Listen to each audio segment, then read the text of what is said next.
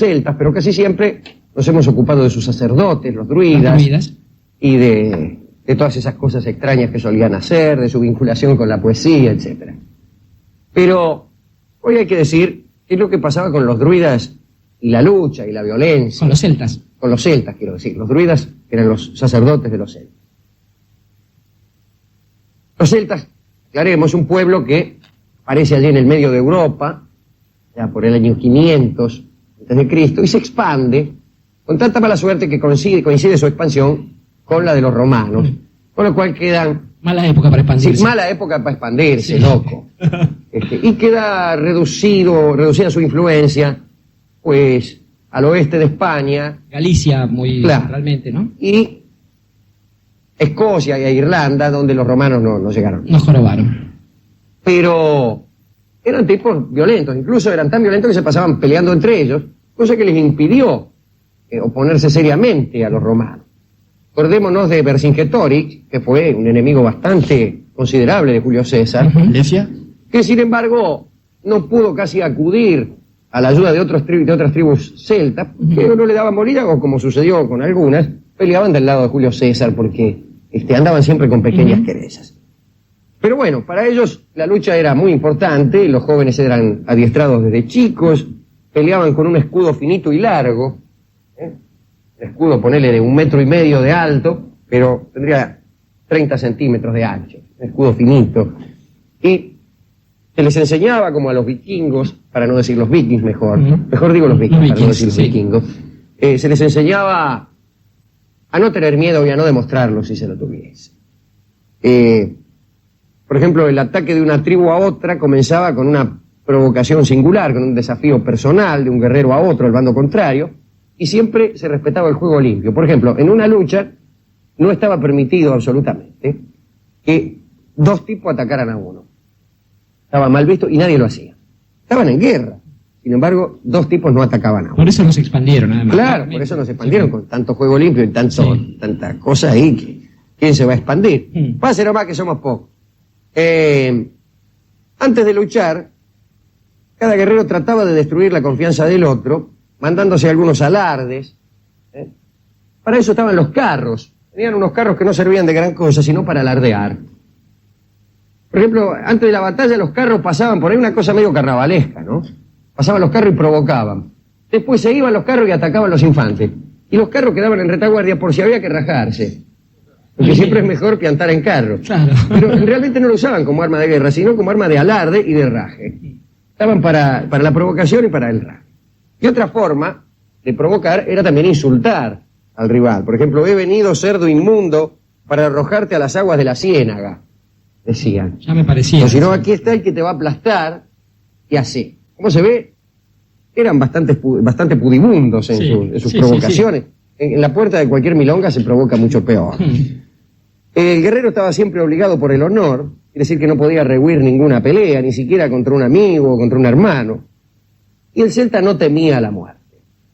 Su máxima aspiración, y en esto se parecían a los griegos, era ser recordados después de muertos, o valientes, y el que alguna canción los nombrara. Y entre una vida corta y gloriosa y una larga y aburrida, lo mismo que Aquiles, seguramente... Optaban por lo primero, ¿no? Claro, optaban por lo primero. Se pasaban, como ya he dicho, luchando entre ellos. Cada ciudad... Acostumbraban a construir las ciudades en lo alto de los cerros, lo que ellos llamaban cumbres fortificadas. Era como una muralla, no eran ciudades, eran chozas, pero construían murallas alrededor, y generalmente estaban ubicadas en una altura, en una colina, cosa de ver cuando venían los tipos, pero no conocían el arte del sitio, no tenían paciencia para sitiar. Y más que murallas eran como pircas las cosas que hacían, bastante parecidas a las de nuestros indígenas, ¿no? Sí, incluso están los agujeros de los palos que ponían allí, pero ellos iban al frente, no sitiaban y dejaban que alguien se muriera de hambre. Estoy pensando cómo se llama aquella disciplina que estudia el arte de sitiar, y se llama... Un día lo dije, acá y me olvidé. Sí. ¿Sí? Sí, sí. ¿Capoeira? No. No. Ay, pero bueno, ya me voy a acordar durante el programa. Bueno, no conocían eso. Eran altos, rubios, nunca hemos dicho cómo eran. Bien proporcionados, usaban bigote, no barba, pero siempre bigote. Los bigotes tremendos que según los autores romanos les impedían tragar la comida, por lo cual andaban siempre con fideos colgando. Caramba, dígamelo a mí. Usaban también el pelo tieso y se ponían yeso con agua, una mezcla de yeso con agua para que el pelo les quedara bien duro. Y había algunos que hasta agujereaban manzanas con las puntas de los pelos. Digo yo, mire qué cosa de hacer. Los programas de televisión celtas. Sí, en los programas de televisión celtas. Y ahora viene el momento de agujerear la manzana con el pelo. Y aparecían señores y así. Y lloraban después cuando lloraban. Se vestían, los vestidos de los celtas, el que quiere imaginarse un celta, imagínenselo a cuadrito. En general nos imaginamos, tal vez por el cine o tal vez por los druidas, que posiblemente vistieran así. Tipos con túnica blanca. Pero los celtas vestían una especie de pantalones muy parecidos a los nuestros, y unas chaquetas, mucho cuadrito. Les gustaban las telas a cuadros, con rayas y a cuadros. Como los escoceses, de alguna Como manera, los ¿no? Los escoceses. kilts que Algo así, identificaban bueno, a ¿de los dónde clanes, cree ¿no? que viene el asunto? Claro. Ahí está. Muy bien. Pero yo quería contarle una cosa. Es casi el objeto de esta charla. Los autores romanos los describen como tipos muy jactanciosos, muy provocadores, muy turbulentos, amigos de armar camorra en cualquier parte. En cualquier parte armaban una bronca. Y esto era particularmente verdadero durante los festines. Cada vez que ganaban una batalla, acostumbraban a celebrar festines. Bueno, qué sé yo, para festejar el triunfo. Y eran una parte muy importante en la vida de la nobleza celta, los festines. Un momento muy esperado, una cosa de mucha importancia. Y ahí los guerreros alardeaban. En el festín iban a hacer alarde. A ver quién era el más valiente. Y antes de trinchar la carne, había una especie de contienda verbal a fin de establecer quién realmente de los presentes era el más valiente de los guerreros. Y esto no era fácil, porque había muchos que se postulaban, incluso tenían sus partidarios, que los estimulaban, y así, bueno, se exponían los alegatos más extravagantes. Yo fui el más valiente porque una vez tal cosa, y yo esto y lo otro, y quién lo va a discutir. Y el vencedor, el de quien terminaba diciéndose que era el más valiente, reservaba para sí el derecho o el honor de trinchar el animal asado y de comerse la parte superior del muslo trasero, llamada también la parte del campeón. Esa era la parte del campeón. Jamón. Claro. Bueno, imagínense que cuando en el festín participaban tribus diferentes, era casi una cuestión de honor para toda tribu que uno de los suyos fuera premiado. Y bueno, casi siempre la comida degeneraba en una lucha espantosa, en unas broncas que para qué te voy a contar, incluso había muertes violentas, y antes ya de empezar a morfar, ya se habían cargado a 3 o 4. ¿Qué vas a comparar? Que el más valiente soy yo, que sos así, que sos valiente. Salí para afuera y qué sé yo, y hasta que no mataban 4 o 5, en fin. Y hay 2 narraciones muy famosas acerca de festines. Una es la historia del cerdo de Magdato, quiero decir, del cerdo perteneciente a Magdato. Sí. Y la otra narración es el festín de Vicriu, que si usted quiere se la voy a contar, A ver. que para eso vine hoy. Bien. Vicriu era un noble de Ulster, y tenía ganas de despertar una rivalidad entre 3 héroes muy famosos que había en el Ulster. El uno, tal vez el más famoso de todos, era Cuchulain. El otro era Loegaire, y el otro era Conal. El bárbaro. Muy bien. Y los invita a los 3 a un festín. Habla con cada uno de ellos y a cada uno le promete la parte del campeón. Bueno, llegan los tipos y dice, ¿cómo? La parte del campeón es mía. Que soy finalmente Vicriu y dice, bueno, el vencedor será aquel cuya esposa entre en primer lugar a la choza donde se celebrará el festín.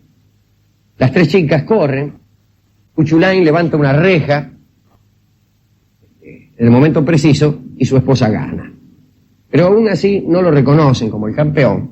Y entonces Vicriu los manda a luchar a todos contra monstruos terribles.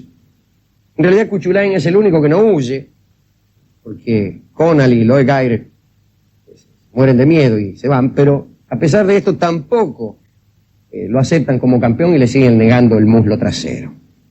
Entonces aparece en ese momento un gigante, después desafía a los héroes a que le corten la cabeza primero y se la dejen cortar después.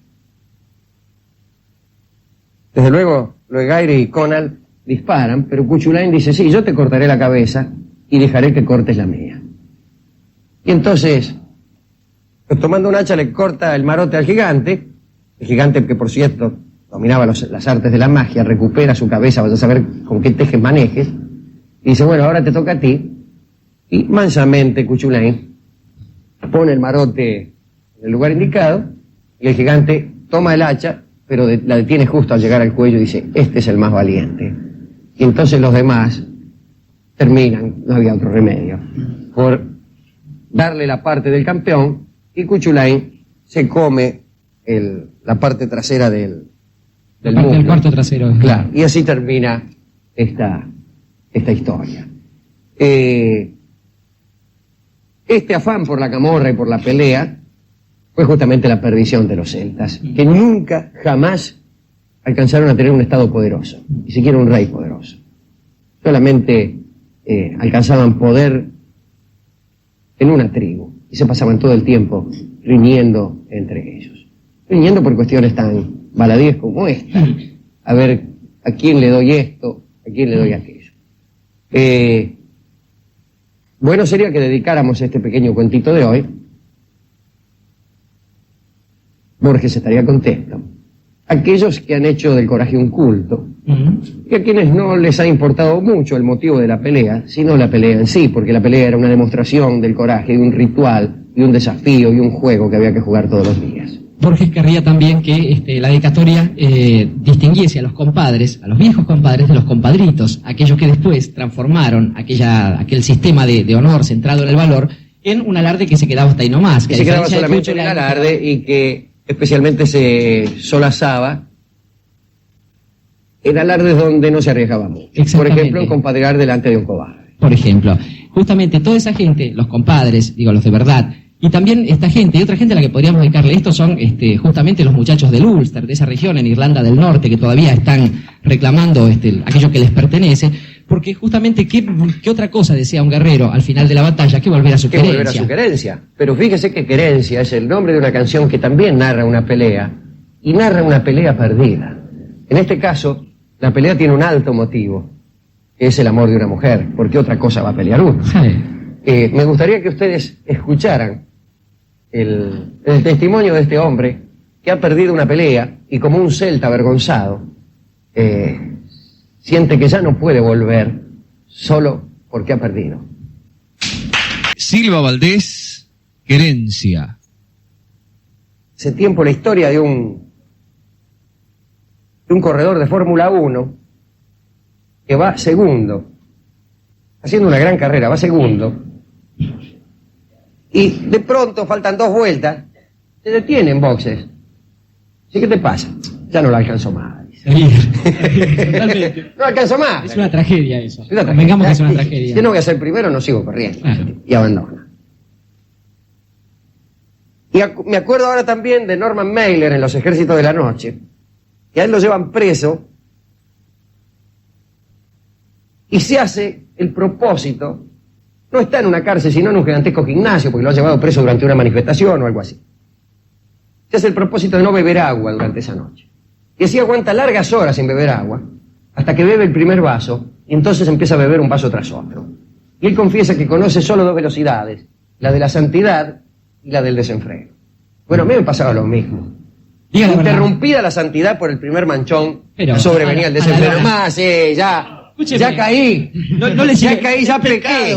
Y ahora, y ahí venía, cuando empezaba a anotar los partidos de Chinchón en el margen del cuaderno. Arrancaba hoja para ir al baño, pasé avioncito, dejaba hoja en blanco, calcaba como que mal, qué sé yo, una porquería.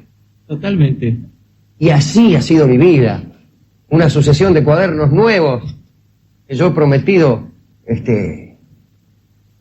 llenar con pudor y con destreza hasta el final, y ocurrido el primer percance, abandonaba. Solo para esperar un nuevo cuaderno. Y allí cuando venía el nuevo cuaderno, claro, aguito uno de tantas transgresiones, casi esperaba ese nuevo cuaderno para cambiar. Empezaba uno de nuevo bien, hasta que otra vez caía. Dichoso aquel que sabe conservar la misma prudencia después del primer manchón. Será dichoso aquel que Será sabe dichoso. conservar la misma prudencia después del primer manchón, porque uno ha cambiado los cuadernos por las agendas, que no otra cosa hace uno, digo, respecto de la propia biografía. ¿Quién sabe cómo será lo otro? Sí, pero me ha gustado esta alegoría. Me ha gustado. ¿Qué le parece si empezamos ahora mismo? Un cuaderno nuevo, con una carátula cantora, con carabelas de Colón, con guardas griegas.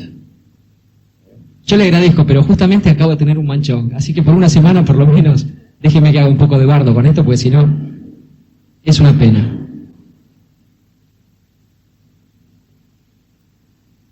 No sé si no estoy orgulloso de algunos manchones. Una pequeña Simplemente. historia, ¿no? Vamos a hablar de un señor bastante desconocido, para lo cual nos vamos a los libros parroquiales de una aldea pesquera de Largo, Escocia. Largo es un lugar de Escocia. Y ahí vemos que estos libros señalan a un señor Alexander Selkirk. Ujú. Es un joven de mal genio, siempre con problemas. Es el hijo número 17 de una familia muy humilde, éramos muchos. Ujú.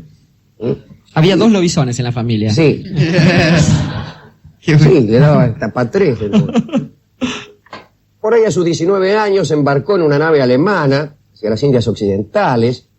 Se embarcó porque fue echado en realidad de la ciudad, porque agarró a trompadas a unos tipos en mitad de un servicio religioso. Aprovechando que estaban todos arrodillados. Dice que estaban todos desarrollados, le encajó una patada en la nuca y armó una bronca, una pelea ahí en la iglesia y lo piantaron. El tipo tomó una nave alemana y se fue a las Indias. Ajá. 6 años más tarde volvió y otra vez tuvo un lío, esta vez con el padre, quien agarró a trompadas. Ujú. Después anduvo por las mares del sur, estuvo con una banda de corsarios que buscaban galeones españoles. Y ahí se cambió el apellido, mitad por bronca, con la familia. Se puso Selkirk. Selkirk. Kirk está bien escocés, Ujú. ¿no? Sí, sí. Quiere decir iglesia. ¿Usted qué sospecha? Yo que sospecho el gaélico. Sí. Es un idioma celta, es uno de los Ujú. pocos idiomas celtas que todavía se Se habla. emparenta con Church. Ahí Sí, también. Church, Kirk. Y después embarcó en Londres, en un barco que tenía un nombre muy lindo, se llamaba el Cinco Puertos. Esto era septiembre de 1703. Bueno, él vería a Inglaterra otra vez, no así el Cinco Puertos, Ujú. que era un barco viejo y que navegaba atestado de gente.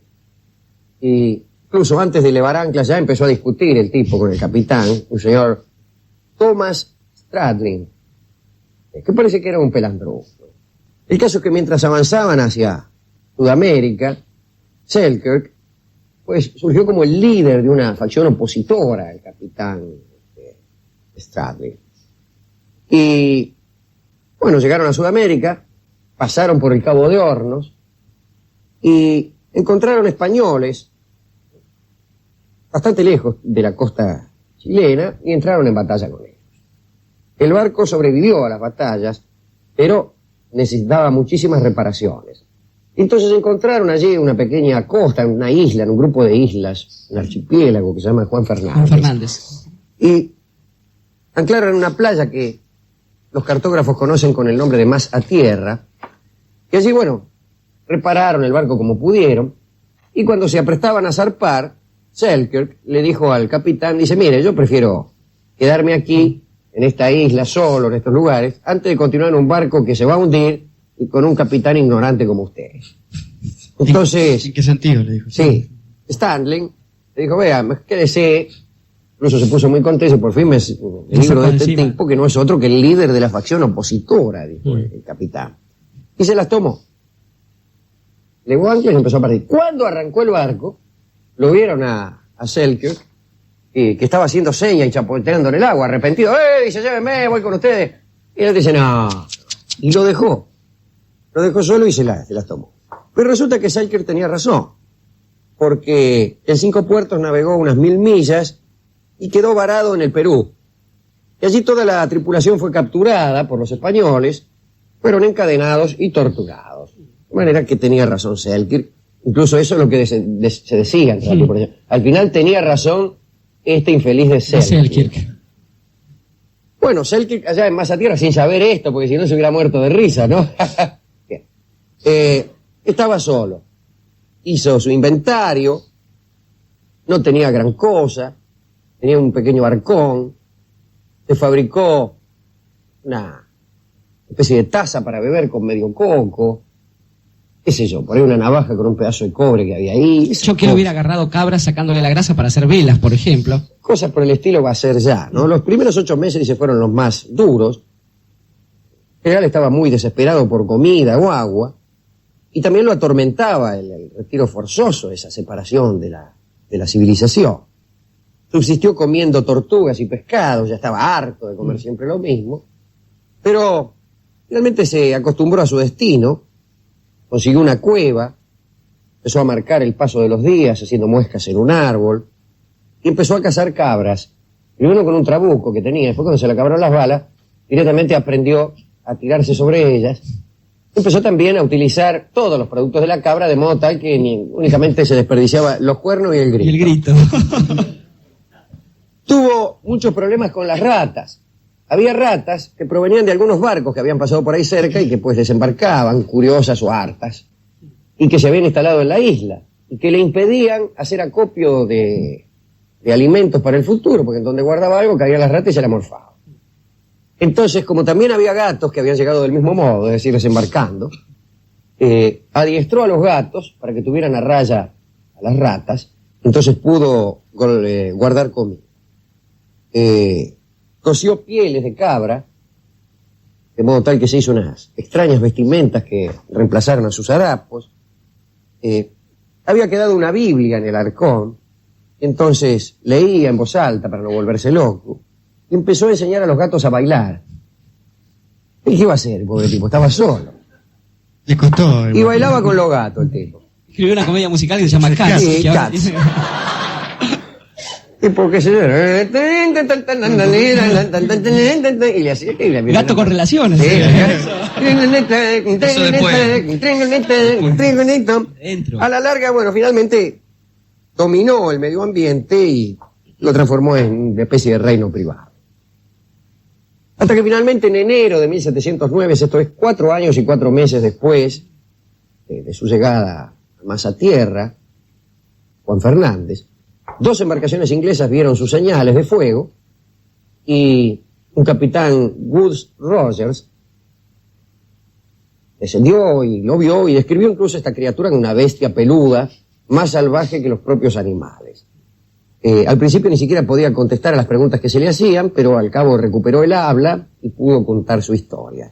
Navegó con el capitán y sus hombres, incluso se distinguió en batallas contra los españoles, fue hecho jefe de un barco capturado españoles, se enriqueció con el botín, y cuando volvió se hizo célebre. Y su historia hizo muy famoso y lo empezaron a entrevistar algunos periodistas. Entre ellos estaba un autor de folletines, Daniel Defoe. Había escrito sobre el año de la peste ya. Claro. Y, bueno, aprovechó esta historia y escribió, como todos ustedes saben, Robinson Crusoe, por lo cual es llamado el padre de la novela moderna, no sin escándalo de alguno. Seguro. Robinson ganó la fama, sí, pero Selkirk fue bastante menos afortunado porque volvió a su ciudad largo, los aldeanos no tardaron en reparar en sus hábitos extraños, y en realidad el tipo en el fondo de la casa se hizo una cueva y empezó a enseñar a los gatos de la vecindad a bailar. Finalmente se incorporó a la marina, volvió al mar, Al circo de Moscú. Sí, al circo de Moscú. No, volvió al mar y su barco andaba no lejos de la costa del África cuando le agarraron unas calenturas, como a Lord Byron, y se murió. Dejó el arcón y el recipiente de coco con el que bebía en la isla de Juan Fernández. Y ese recipiente de coco está hoy sobre un pie de plata en el Museo de Edimburgo, para que todos lo vean. Es el coco de Selkirk, que no era otro que Robinson Crusoe. Después vendrá un señor Collins, Wilkie Collins, y escribirá una novela, La Piedra Lunar, Piedra Lunar, maravillosa novela. donde el mayordomo, Peterage, no deja pasar un día sin leer algunas líneas del Robinson Crusoe, porque cree que eso mejora y que es tan edificante como leer la Biblia. En realidad lo que se advierte aquí es que Wilkie Collins odiaba a Defoe. Y no lo consideraba el padre de la novela moderna, sino el rey de los pelmazos. Y en gran medida, digamos, que buena tenía parte de cierta la razón literaria lo asistía. Me preguntarán ustedes, ¿y qué hay de viernes y de jueves? Sí. Cosas de las historietas. Sí. Cosas de las historietas. ¿A quién dedicar esta recordación del verdadero Crusoe? Bueno, nos costaría mucho dedicársela a Defoe, justamente porque si hay un padre de la novela, ese Cervantes y a la Lora. Pero claro, es que Nos costaría mucho dedicárselo a un escocés, alguien que trabajó para la corona británica, también expoliadora de estos Pero territorios claro. y de todo el mundo. De modo que dan ganas más bien de pensar en la condición de aquellas personas que por un motivo u otro se ven obligadas a abandonar su tierra y exiliarse. Quiere decir, el exilio es una de las cosas que funda la condición humana, empezando por Adán. La historia de la humanidad empieza con un exilio, ¿no? Alguien que Claro. expira del paraíso. Y también aquellas personas que estando encerrados en una isla o en una caverna han hecho cosas más edificantes que enseñarle a bailar el cancán a unos gatos, como por ejemplo nuestro amigo Juan, exiliado en Patmos, que escribió un panfleto contra el emperador de Roma y se dedicó a fundar buena parte de esta cultura de Occidente, Apocalipsis. pensando justamente que la historia de esta especie no es otra cosa que la historia de una viajera perdida, ¿no? Entonces vamos a dedicar este tango, que quizá le hubiera gustado a este atorrante de Selkirk, escuchar aquí cerca, en la isla de Juan Fernández. La viajera perdida. De este campeón están relatadas en 76 tipos de relatos, cada uno de los cuales se ha prestado a innumerables variaciones, y aún presentando una sola versión de cada uno, se llenaría un volumen de 2000 páginas en octavo. Así que váyale tomando el peso. Pero ¿en dónde lo ubicamos a Cuchulain? Bueno, ¿en qué año? Año 30 antes de Cristo.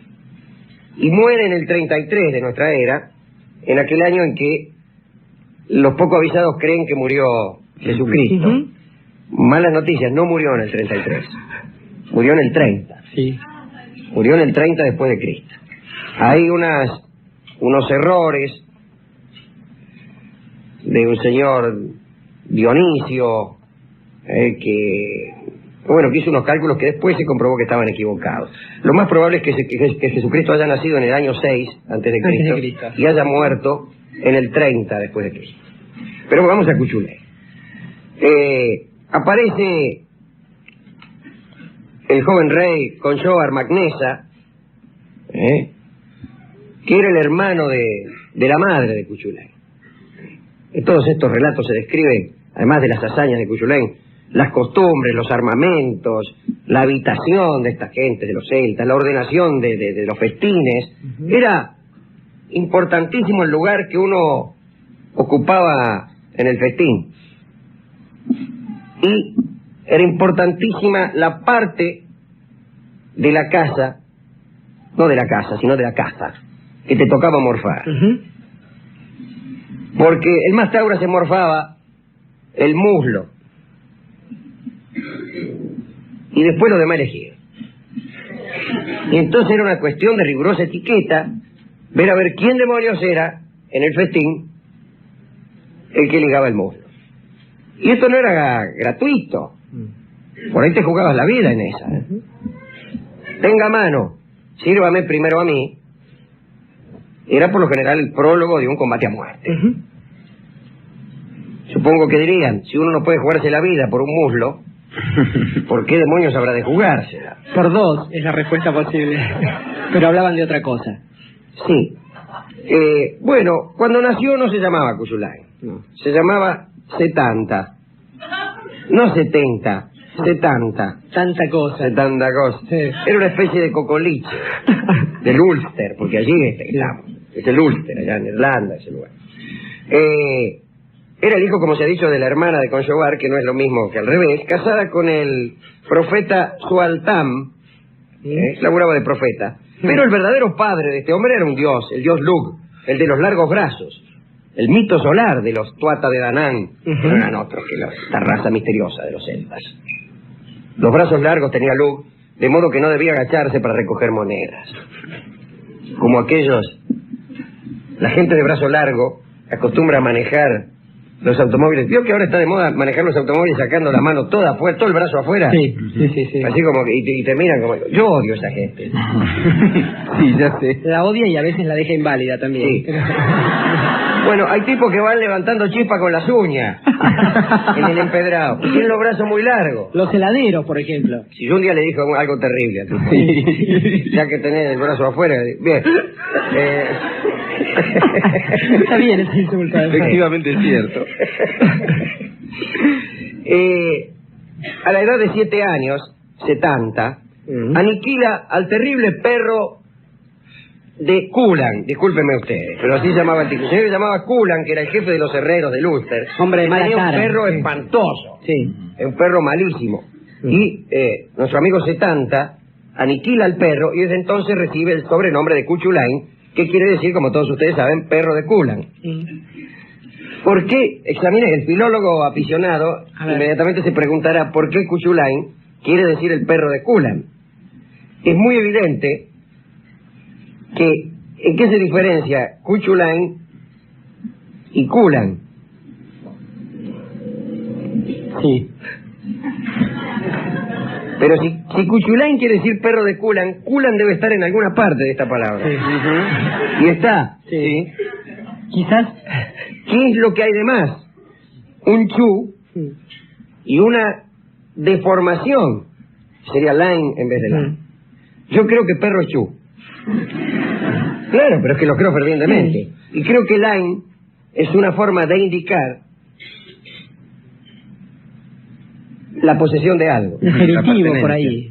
No line, sino esta deformación. La I que ingresa I. en medio del lan. Sí. Es duro como idioma, le digo, para construir así, meter en medio de una palabra. Por ejemplo, el perro de Dorio Sí. Dios no permita. es muy difícil. Se le complica además, Se porque me complica el perro de Dorio. Pero a ver, ¿se anima? ¿se anima? El perro de Rolón no. Sería El mío. perro de Rolón. Sería Sí. Rochuloin. Claro. Sí. Rochuloin es el perro de Rolón. O sea, Wendy. Pero, y creo que estamos en el camino correcto. Así es como trabaja Debe un ser. filólogo en pantufla. Sí. Bueno, pídame que diga otra cosa. El perro de Conchobar no me lo pidan, porque... Iba a pedir eso. No. Nos rajan a todos. Sí. Bueno, después de empezar a llamarse Cuchulain, Sí. digamos que tiene una fuerza prodigiosa. Y fíjese este detalle. Cuando la cólera se apodera de él, un calor intenso emana de su cuerpo. Se calienta, Sí. como todo el mundo, pero se calienta sin alegoría, sin metáfora, de verdad. Este calor es capaz de hacer hervir el agua y fundirse las nieves. Quiere decir que cuando querían hacer mate, lo hacían enojar a Cuchulain. Y le daban la pava. La pava ya está, dice. Dice, anda, dice. Era broma. Que no Dos hierva. caballos tiran de su carro, uno negro, otro blanco, y quien lo ve se siente obligado a entornar los ojos. De luego, esto lo hace parecer a casi todos los mitos solares, donde la figura del héroe produce encantilamiento. Bueno, algunas hazañas de Cuchulain. Aniquila a 3 gigantes guerreros y magos que desafiaron a los nobles de la rama roja, que eran unos amigos de él. Va a perfeccionarse en su profesión de héroe junto a Skatach, que era la reina de las tinieblas, una bruja, y que vivía en Albu, y Albu era Escocia. Skatach es la bruja, y la bruja le enseña a Cuchulain su ciencia mágica. Toda la magia le enseña. Cuchulain agradece esto.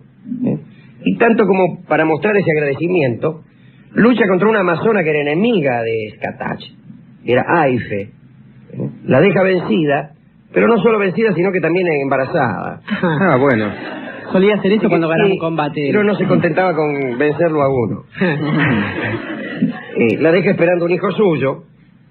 Y, bueno, al final se vuelve provisto de toda clase de sortilegios y armas prodigiosas. Digo, vuelve de su aprendizaje con Skatach. Vuelve con su fortaleza, pero además sabiendo todos los conjuros, armas mágicas, etcétera. No había con qué darle. Se enamora entonces de Emer, o Aber, hija de un mago, el mago Forgal Manach. Qué lindo nombre para mago. Con ustedes el mago Forgal Manach. Sí. Difícil para una rima es. Dice, sí. Pero, tipo la va a pedir, dice, mago, ¿qué querés? Dice el tipo mientras jugaba con la baraja. Yo con los magos también. Sí. Dice, me enamoré de Emer, o Aber, tu hija. Y dice, Bueno, entrégamela. No, dice, ni loco. ¿Cómo ni loco? Dice, estoy enamorado de ella, me quiero casar con ella, ¿qué es esto? Pues no. No, dice, el mago era malo, el mago. Sí. No, dice, tómatela. Y este agarra y la rata. ¿Qué hace? La rapta. Pero previo al rapto, mata toda una guarnición. Y ya que estaba al mago, al suegro para forgar Manach. Primero mata a la guarnición, después al mago, después la rapta a la mina. Que estaría contentísima después de ver todo ese reguero de sangre, al padre muerto, y dice, ay, lo que estaba esperando.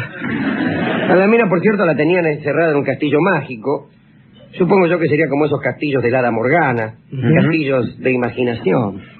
Casi una especie de psicologismo avant la garde. Esos tipos que están limitados por sus propios miedos. Bueno, usted sabrá mejor que yo esas estupideces. Rolón. Digo yo mirando a Rolón. Es un dato para los oyentes. Bueno, todos estos combates y estos entreveros le justifican el título de campeón del Ulster a Cuchulain. Sus hazañas más famosas están en una colección de 20 relatos que tiene un nombre fantástico. Se llama La racia de los bueyes de Cooley. Hay un refrán, pero... Sí. Es la historia de la guerra que los otros 4 reinos de Irlanda desataron contra el Ulster. Son los 2 Munster, Leinster y Connaught. Así se llaman, o se llamaban los 4 reinos de Irlanda. Pero ¿por qué desataron esta guerra contra el Ulster? Por instigación de una reina malvada. Había una reina malvada que se llamaba Mab y que era bruja, además.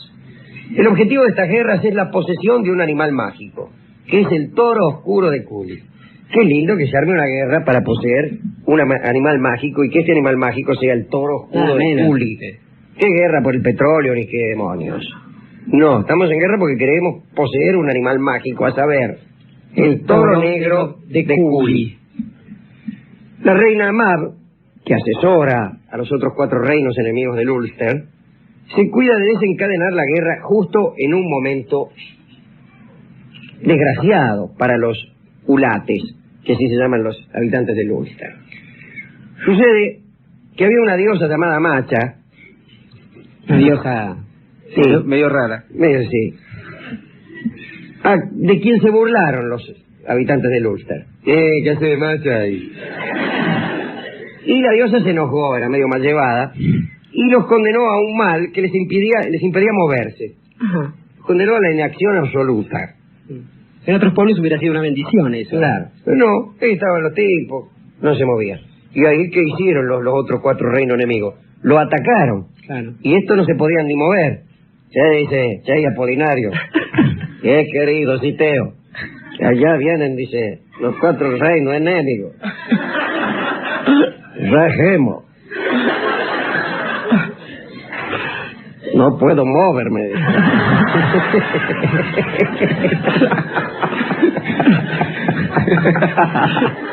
Nos van a enojar ahí.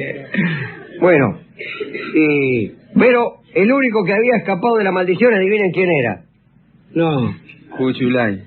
Algunos Estaban ahí algunos. Sí. Estaban ahí. Porque él tenía origen divino. Y entonces era el único tipo que podía luchar. Y lucha él solo.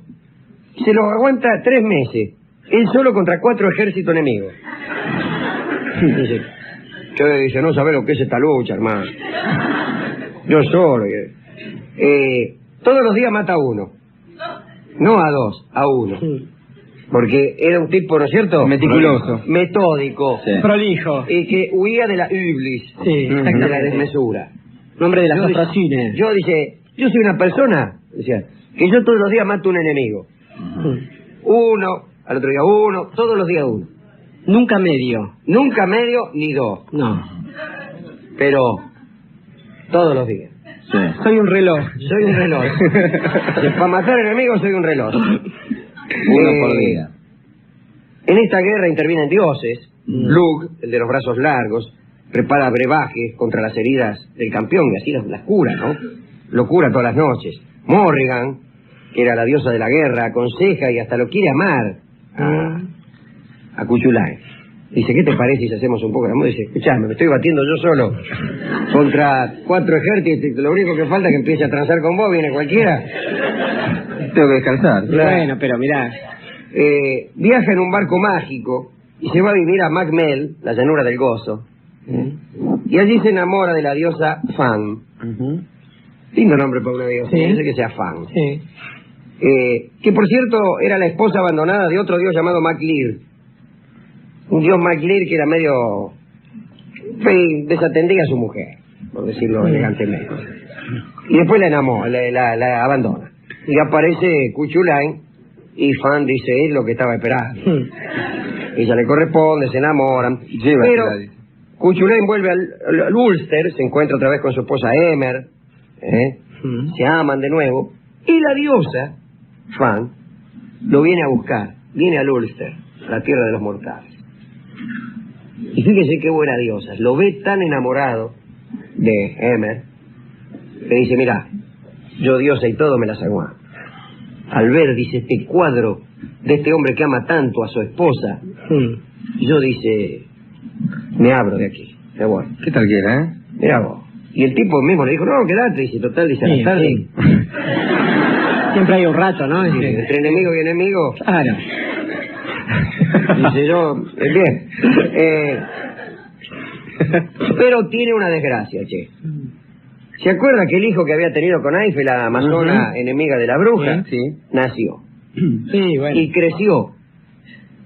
Y un día, vio cómo era la vida de este, que se batía con 4 ejércitos, con gigantes, qué sé yo. Un día viene el hijo ahí y este lo mata, sin reconocerlo. Oh. Dice, ¿qué te pasa? qué sé yo, y lo liquida. Y ahí se vuelve loco. Empieza la locura, la tristeza. Y para peor, la diosa Mab, aquella que había instigado a los pueblos a luchar por el toro oscuro de Culi, forma una alianza con los hijos de los muertos por Cuchulain, que era un club enorme. Calcule, si cada día se cargaba uno, los hijos de los muertos, incluso había muerto y tenía más de un hijo, imagínese, ¿no? La mitad más 1 por día. Sí, y 3 cuervos, que en realidad son 3 brujas, los llevan a una llanura tenebrosa y fatídica, la llanura Dundal, una llanura llena de tabúes. Y estos cuervos, que eran brujas con engaños, lo obligan a violar los tabúes de aquella llanura, ofreciéndole carne de perro. En aquella llanura, el que comía carne de perro estaba listo. Pero le obligan a hacer todas cosas que daban mala suerte. Unos bufones le quitan su lanza mágica. 20 presagios señalan la muerte de Cuchulain. Y es atacado por un número aplastante de enemigos. Y él no afloja, desde luego estaba acostumbrado a batirse con 4 ejércitos. Pero finalmente recibe una herida fatal. Y él sabe que se va a morir. Y cuando nota que se va a morir Cuchulain, se ata a un menhir, se ata a una piedra, para morir de pie. Se ata. Dice, bueno, ya veo que voy a morir. Y se ata. Y viene el caballo a despedirse, el caballo de Cuchulain. Se despiden, los saluda, el caballo, tomátela, dice que voy a crepar. Y este es un detalle impresionante. En el momento de morir, se le viene acercando un enemigo que viene a burlarse de él o quizá a rematarlo. Un segundo antes de llegar ese enemigo, Cuchulain muere y se le escapa la espada de la mano y mata al enemigo. Era peligroso hasta muerto. Este era Cuchulain. Pero yo creo que en esta historia lo que más me gusta es la derrota final. Es su muerte. La muerte de aquel que, sabiendo que va a morir, prefiere hacerlo de pie. Y previendo que sus fuerzas le van a abandonar, se ata. Y yo quiero dedicar, Jorge, querido, Guillermo, Rolón, este paseo por las aventuras de Cuchulain a todos los que se atan para morir parados, a los que, sabiendo que no pueden ganar, resuelven morir con dignidad y que toman la precaución de atarse porque ni siquiera tienen la soberbia de creer demasiado en sus fuerzas. Y también aquellos que, aun cuando parezcan muertos, todavía tienen una espada que corta y que amenaza a sus enemigos. Yo le diría que además, Alejandro, junto a esos hombres, muy ocasionalmente, me gusta además que el héroe de un pueblo sea una persona esencialmente, un hombre, digo, antes que un semidios o una persona con capacidades extraordinarias, porque finalmente este gesto es el gesto de un hombre y no de un dios. Claro. Y pensaba también en aquellos que rodean a esas personas en el momento culminante de la vida. Pensaba sobre todo en un hombre de nuestro acervo, de nuestra tierra, de nuestra tradición, que también supo por lo menos defenderse así, y que cuando estuvo rodeado de los enemigos y de la injusticia, tuvo otro que saltó ahí del otro lado y dijo que no iba a dejar que se mate así un valiente, porque él sabía lo que eran los hombres de mano brava. Hablo del sargento Tadeo Isidoro Cruz, hablo de un gaucho que a veces se transforma en un premio, pero que nos gusta más como gaucho. Entonces, para todos los cuchulanes que mueren de pie, esta mano brava que toca Horacio Salgani de Lío.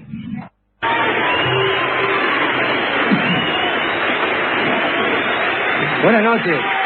Buenas noches. Bueno, muchas gracias. Gracias. Bueno, gracias. Estamos aquí en el Sindicato del Seguro. Hay gente que todavía está tratando de acomodarse. Ya les hemos pedido que se corrieran. En fin. Hay singulares escenas de manoseo entre el público. Gente que está organizando avalanchas desde la esquina. En fin. Y gente que todavía está en la esquina.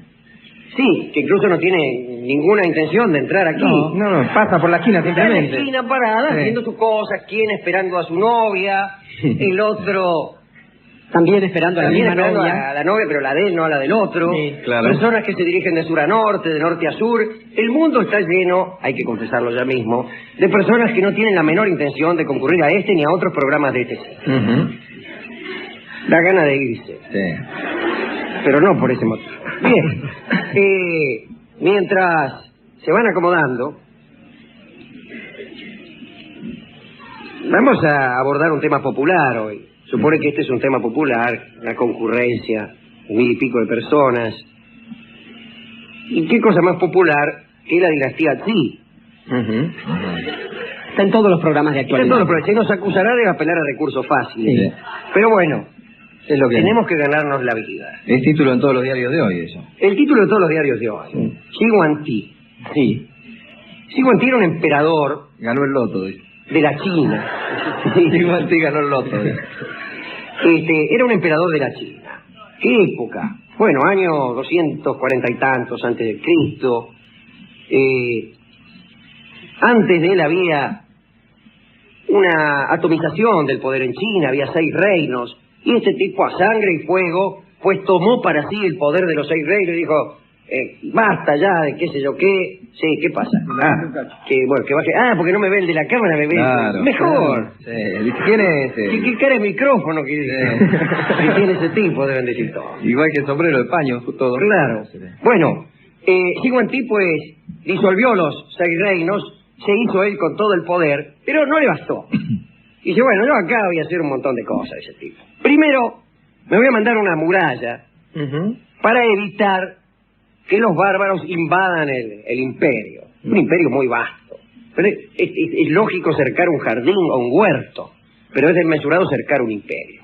Y así empezó la construcción de la muralla china. La muralla china que, como todos ustedes saben, tiene 600 leguas, algo así como casi 3.000 kilómetros.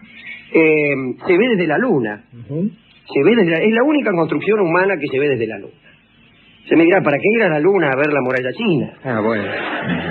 Yo además no creo eso de que se vea desde la luna. ¿Quién lo ha dicho? ¿Quién ha dicho que alguien pueda llegar a la luna primero? Claro, esto de Armstrong, de Louis Armstrong que ha llegado a la luna, son mentiras, son Antiguas películas negras. trucadas de viaje a las estrellas. Bueno, dice, voy a construir esta muralla, dice Xi Guangti, para evitar la invasión de los bárbaros. Pero además, de los bárbaros, digo. Pero además, voy a hacer otra cosa. Voy a abolir el pasado. Quiero ser el primero de los emperadores. Y para ser el primero de los emperadores hay cosas que me molestan. Por ejemplo, los emperadores anteriores. Sobre todo. Entonces voy a abolir los libros, porque en los libros está el pasado. Y no solamente los voy a abolir por ello, sino que he sabido que la oposición utiliza los libros para alabar a los antiguos emperadores, compararlos conmigo y hacer comentarios que no me favorecen. De manera que ordeno quemar los libros. Digo, mientras miro ahí entre el público a un querido amigo que es un editor de libros, a quien desde luego le conviene que la gente queme libros Para poder editar más. para poder editar más y vender. Bien, voy a quemar todos los libros. Y ordenó la quema de los libros. Y ordenó perseguir a quienes ocultaran libros. Porque había gente que decía, ¿qué les voy a quemar? Dice, me los guardo. Chinos del interior. ¿No? Sí.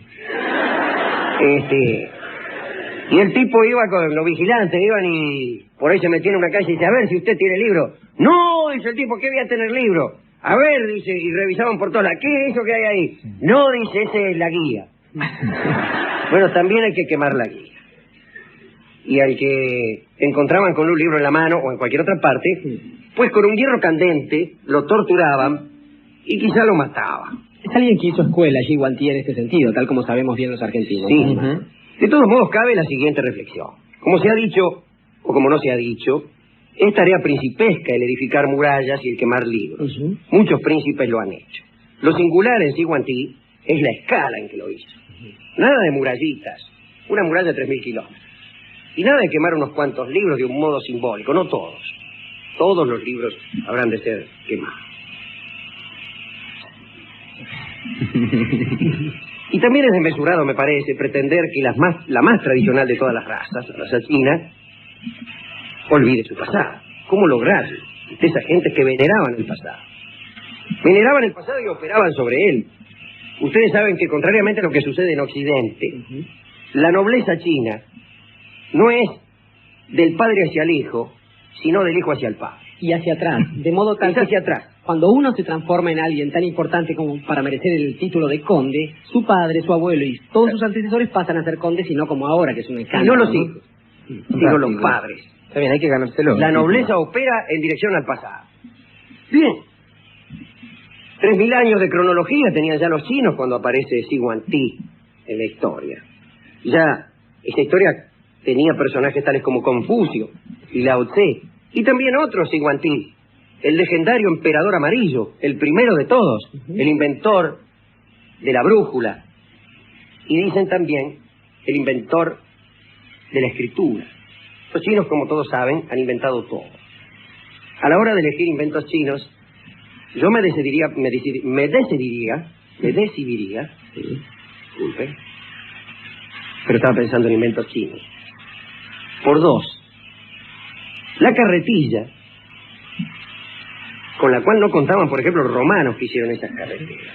Debió ser una tarea espantosa. Trabajar en la construcción de un camino sin carretilla es un horror. Y la otra es el estribo. Los chinos inventaron el estribo. Y el estribo modifica la historia en muchos aspectos. Por ejemplo, en la manera de manejar las armas del tipo que va a caballo. Si usted no tiene estribo en donde afirmarse, ¿cómo va a manejar una lanza? Se tira la lanza y se va usted con lanza y todo. En cambio, distinto es tener un estribo donde apoyarse para lancear al adversario, como lo saben muchos amigos indios que escuchan este programa, que casualmente no usaban. No usaban estribos. Se nos dirá, así les fue. Bueno, así le fue. Bueno, pero Siguantí dice, a mí no me importan los 3.000 años de cronología, yo voy a abolir el pasado. Dicen algunos sinólogos, que así se llaman los que estudian la historia de sí, que parece que atención a esto, ¿no? Esto que quede aquí entre nosotros. Vamos a utilizar una numerosa confidencialidad, que únicamente se consigue en este caso y en los bailes de tango. Un estilo al mismo tiempo de muchedumbre y también confidencial. La madre de Siguantí parece que era una torranta. Así lo dice nomás, de ese modo. No, esas chinitas son todas iguales, dice mi abuela. Se lo tiró. Y entonces parece que el tipo en realidad quiso abolir el pasado, quiso abolir todos los actos del pasado, para abolir un acto del pasado. Y cabe aquí recordar a Herodes, que mató a todos los chicos de Judea para matar a uno. Y este abolió todos los años para abolir solo un momento, un solo recuerdo, diría yo, el de su madre atorrada. Discúlpeme. Pero además los historiadores dicen que Siguantí prohibió que se mencionara la muerte. Prohibido hablar de la muerte. No sé de qué hablarían los filósofos, sí. Buscó el elixir de la inmortalidad. Y se recluyó en un palacio muy extraño que tenía tantas habitaciones como días el año tiene. 365.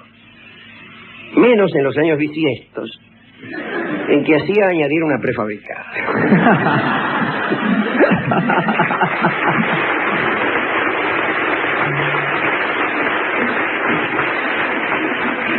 Esto le permitía dormir cada día del año en una habitación diferente, y con eso pensaba Siguantí.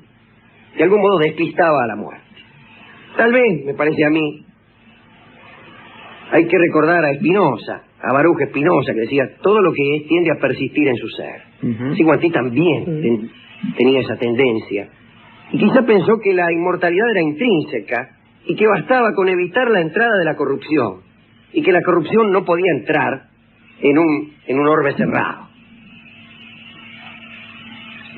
Como se ha dicho, quiso recrear el tiempo y entonces él se llamó primer emperador y ordenó que sus sucesores, lo hizo no sin imaginación, que sus sucesores se llamaran segundo emperador, tercer emperador, después cuarto emperador, etc. Quiso fundar una dinastía inmortal. Y se jactaba de que durante su gobierno todas las cosas tenían el nombre que convenía.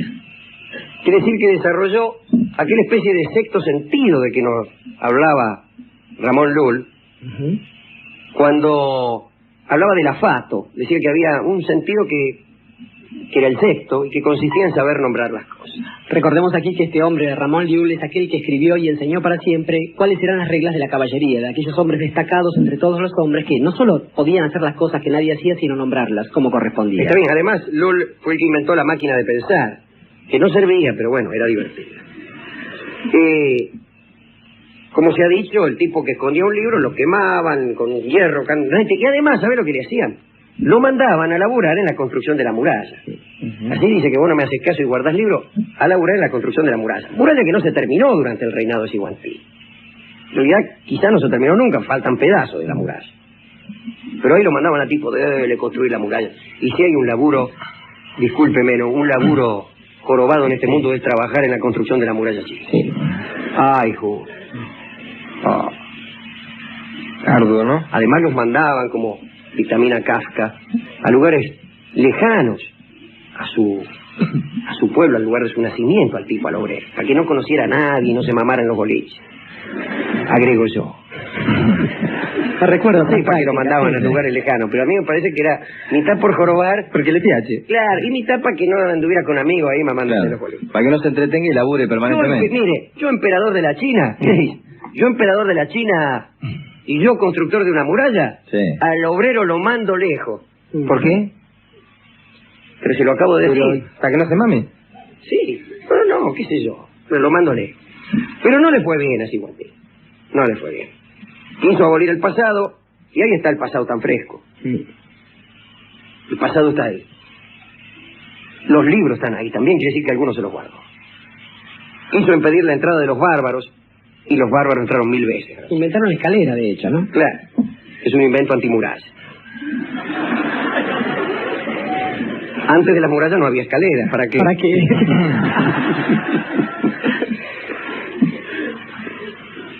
Quiso fundar una dinastía inmortal, como se ha dicho, y los sí en realidad duraron poco, fueron una de las dinastías más breves. Quiso evitar la muerte y se murió. Por ahí cuenta un historiador francés que en el entierro de Siguantí llevaban asnos cargados con ánforas de pescado podrido para disimular el olor de la muerte. Cuando alguien sentía mal olor decía, es el pescado podrido que llevamos en estos asnos. Una penúltima reflexión. El destino de toda muralla es caer, puede ser traspuesta. Recuerdo en este momento algunas murallas que han caído. Los muros de Jericó. Al solo sonar de las trompetas. Al solo sonar de las trompetas. Las murallas de Troya. Tenemos también mucho más cerca de nosotros el muro de Berlín. El muro de Berlín que también ha caído. Y la Está bien. Y la zanja de Alsina es una especie de antimuralla. La muralla inversa de la patria, es esa que era Ah. para abajo en lugar de para arriba. Era zanja, no era muralla. Es como construir una muralla al revés. Y los indios la pasaban al salto. Y además se ha ido llenando la muralla, porque es lo que tiene la zanja. Sí. La muralla se erosiona, la zanja se llena. ¿Por qué se llena? Y porque nunca falta descuido que le tiran cosas dentro de la zanja. La bolsa de residuos, tío. Pero claro, empieza la gente a tirar basura y después los indios pasan por arriba. Pero ahora viene lo que sí es un último pensamiento. Todos como Siguantí, como Alsina, como Príamo en Troya, tenemos nuestras murallitas. Y no hablo de las pequeñas murallas concretas, el alambrado del gallinero, esa puerta enrejada o ese mosquitero que tenemos en la cocina para que no entren los insectos, ni los candados, ni la puerta de calle, ni la traba que algunas personas, o la alarma que las personas ponen en los automóviles para evitar que se lo faje. No. Haciendo una fácil alegoría psicologista, podríamos decir que todos tenemos también, a veces, murallas de terquedad, de frialdad, de desamor, que impiden a algunos deliciosos bárbaros que nos asedian penetrar en nuestro corazón y en nuestras almas. Y creo yo que si el destino de toda muralla es ser sobrepasada, sería bueno derribarlas uno para permitir que esos bárbaros penetren a saco en nuestros corazones. Creo, Alejandro, que también es bueno, a esta altura de la historia de este programa, que por algo se llama, ¿cómo se llama?, pensar también que aquello que ha sido siempre una acusación, cuando no una maldición, puede ser también una reivindicación. Esto es, cuando se le dice a alguien que no tiene límites, se lo está acusando en realidad de un grado de barbarie. Quizás en este programa pensamos a veces que la falta de límites no es otra cosa que la posibilidad de querer todos los destinos posibles. Está muy bien eso que acaba de decir, y entonces, nosotros que tenemos unas murallitas de humo, falsas murallas, ilusión de muralla, fantasmas de muralla alrededor del corazón, y que estamos esperando el saqueo de algunos mongoles, de eventuales y deseados mongoles. Debemos rendir homenajes a quienes derriban murallas y no a quienes las edifican. Para ellos, supongo yo, será este programa de hoy, que tal vez consistirá en derribar pequeñas murallas de incomprensión. He aquí las trompetas. Baldassarre, no crea que no lo estoy mirando, ¿eh? ¿Le va a tomar la prueba nomás, maestro? ¿Cómo? Saque una hoja.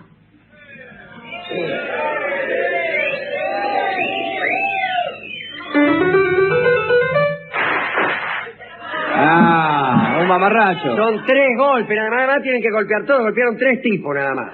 3 golpes, tarata. Va de nuevo. Pruebe de nuevo. Por acá atrás el asunto. Va queriendo, pero hay algunos que no golpean, ¿eh? Que están con las manos ocupadas. Sí. Dejen el manoseo para más tarde. Sí, claro. No se puede aplaudir con una mano sola. O sí. O sí. Está bastante bien. Está llegando. bien. Está bastante Dele bien. una más, una más. ¿Una más? Perfecto. Muy bien, muy bien. Si yo dijera ahora, despacito, viva el León de Francia. Si dijera, viva Cervantes Luro. Si dijera, buenas noches y muchas gracias. Adiós, buenas noches. Chao, muchas gracias. Chao.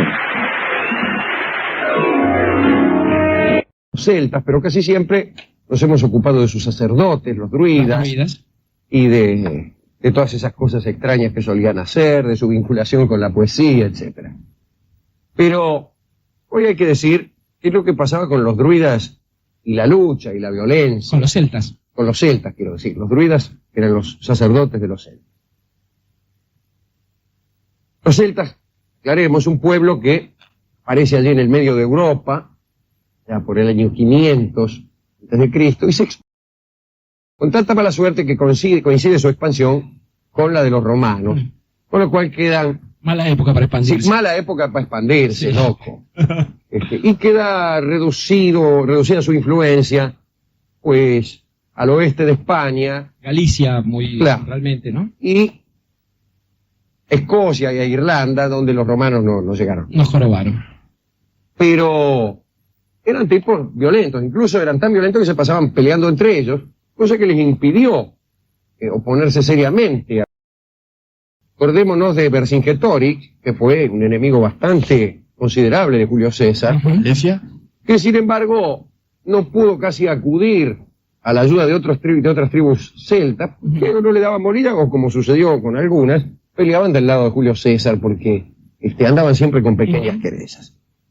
Pero bueno, para ellos la lucha era muy importante, los jóvenes eran adiestrados desde chicos, peleaban con un escudo finito y largo, un escudo, ponele, de 1,5 metros de alto, pero tendría 30 centímetros, escudo finito, y se les enseñaba, como a los vikingos, para no decir los vikings mejor, mejor digo los vikings, para no decir sí. vikingos, se les enseñaba a no tener miedo y a no demostrarlo si se lo tuviese. Por ejemplo, el ataque de una tribu a otra comenzaba con una provocación singular, con un desafío personal de un guerrero a otro, al bando contrario, y siempre se respetaba el juego limpio. Por ejemplo, en una lucha no estaba permitido absolutamente que dos tipos atacaran a uno. Estaba mal visto y nadie lo hacía. Sin embargo, dos tipos no atacaban a uno. Por eso los expandieron, además. Claro, por eso nos expandieron con tanto juego limpio y Sí. tanta cosa ahí. ¿Quién se va a expandir? Pase nomás que somos pocos. Antes de luchar, cada guerrero trataba de destruir la confianza del otro, mandándose algunos alardes. Para eso estaban los carros. Tenían unos carros que no servían de gran cosa, sino para alardear. Por ejemplo, antes de la batalla los carros pasaban por ahí, una cosa medio carnavalesca, ¿no? Pasaban los carros y provocaban. Atacaban los infantes. Y los carros quedaban en retaguardia por si había que rajarse. Porque siempre es mejor que andar en carro. Claro. Pero realmente no lo usaban como arma de guerra, sino como arma de alarde y de raje. Estaban para la provocación y para el raje. Y otra forma de provocar era también insultar al rival. Por ejemplo, he venido, cerdo inmundo, para arrojarte a las aguas de la ciénaga, decían. Ya me parecía. O si no, aquí está el que te va a aplastar, y así. Como se ve, eran bastante pudibundos en sus provocaciones. En la puerta de cualquier milonga se provoca mucho peor. El guerrero estaba siempre obligado por el honor, quiere decir que no podía rehuir ninguna pelea, ni siquiera contra un amigo o contra un hermano. Y el celta no temía la muerte. Su máxima aspiración, y en esto se parecían a los griegos, era ser recordados después de muertos, o valientes, y el que alguna canción los nombrara. Y entre una vida corta y gloriosa y una larga y aburrida, lo mismo que Aquiles, seguramente... Optaban por lo primero, ¿no? Claro, optaban por lo primero. Como ya he dicho, luchando entre ellos, cada ciudad... Acostumbraban a construir las ciudades en lo alto de los cerros, lo que ellos llamaban cumbres fortificadas. Era como una muralla, no eran ciudades, eran chozas, pero construían murallas alrededor, y generalmente estaban ubicadas en una altura, en una colina, cosa de ver cuando venían los tipos, pero no conocían el arte del sitio, no tenían paciencia para sitiar. Y más que murallas eran como pircas las cosas que hacían, bastante Sí. parecidas a las de nuestros indígenas, ¿no? Sí, incluso están los agujeros. Sí. Pero ellos iban al frente, no sitiaban y dejaban que alguien se muriera de hambre. Estoy pensando cómo se llama aquella disciplina que estudia el arte de sitiar, y se llama... Un día lo dije, acá y me olvidé. Sí. ¿Sí? Sí, sí. Capoeira, no. No. Ay, pero bueno, ya me Sí, voy a lo dijo, acordar lo dijo. durante el programa. Bueno, no conocían eso. Altos, rubios, nunca hemos dicho cómo eran. Bien proporcionados, usaban bigote, no barba, pero siempre bigote. Los bigotes tremendos que según los autores romanos les impedían tragar la comida, por lo cual andaban siempre con fideos colgando. Caramba. Dígamelo a mí. Usaban también el pelo tieso y se ponían yeso con agua, una mezcla de yeso con agua para que el pelo les quedara bien duro. Y había algunos que hasta agujereaban manzanas con las puntas de los pelos. Digo yo, mire qué cosa de hacer. Los programas de televisión celtas. Sí, decía. sí, en los programas de televisión celtas, que ahora la manzana con el pelo, que aparecían señores y así. Y lloraban, tampoco me lloraban. Se vestían, los vestidos de los celtas, el que quiere imaginarse un celta, imagínenselo a cuadrito. En general nos imaginamos, tal vez por el cine o tal vez por los druidas, que posiblemente vistieran así, tipos con túnica blanca. Pero los celtas vestían una especie de pantalones muy parecidos a los nuestros, y unas chaquetas, mucho cuadrito. Les gustaban las telas a cuadros, con rayas y como los escoceses. Algo así, bueno, ¿de dónde cree que viene el asunto? Claro. Ahí está. Muy bien. Pero yo quería contarle una cosa. Es casi el objeto de esta charla. Los autores romanos los describen como tipos muy jactanciosos, muy provocadores, muy turbulentos, amigos de armar camorra en cualquier parte. En cualquier parte armaban una bronca. Y esto era particularmente verdadero durante... Cada vez que ganaban una batalla, acostumbraban a celebrar festines. Bueno, qué sé yo, para festejar el triunfo. Y eran una parte muy importante en la vida de la nobleza celta, los festines. Un momento muy esperado, una cosa de mucha importancia.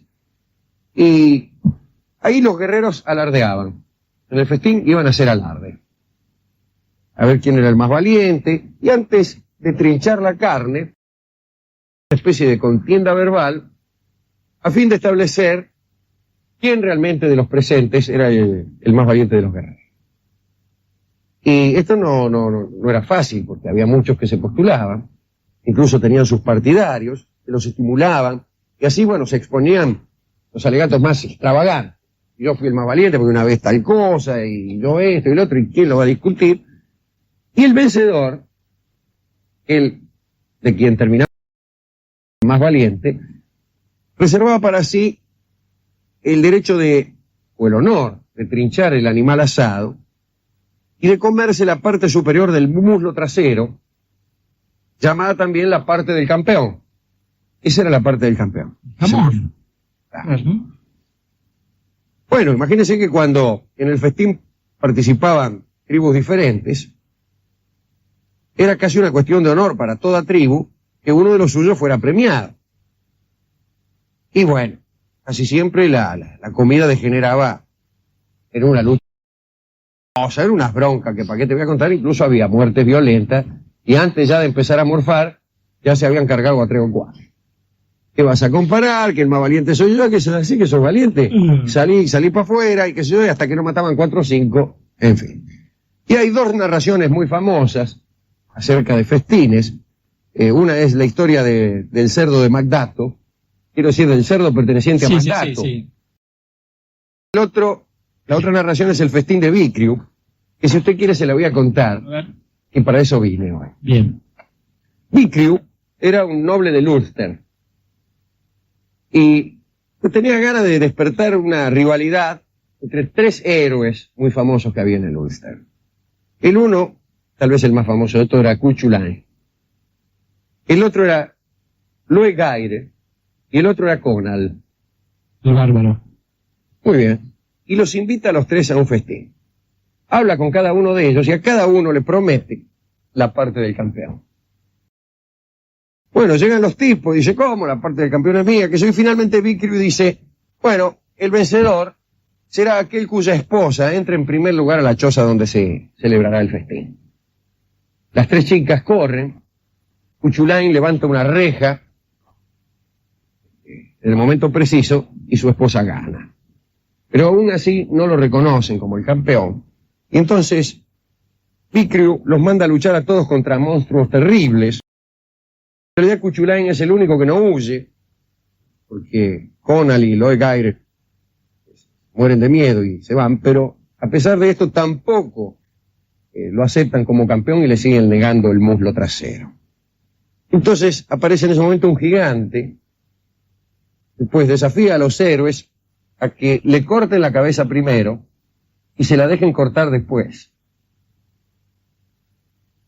Desde luego, Loegaire y Conal disparan. y yo te cortaré la cabeza y dejaré que cortes la mía. Y entonces, pues, tomando un hacha le corta el marote al gigante, el gigante que por cierto dominaba las artes de la magia, recupera su cabeza, vas a saber con qué tejes manejes, y dice, bueno, ahora te toca a ti, y mansamente Cuchulain pone el marote en el lugar indicado, y el gigante toma el hacha, pero la detiene justo al llegar al cuello y dice, este es el más valiente. Y entonces los demás, no había otro remedio, por darle la parte del campeón, y Cuchulain se come la parte trasera del muslo. El cuarto trasero. Claro, y así termina esta historia.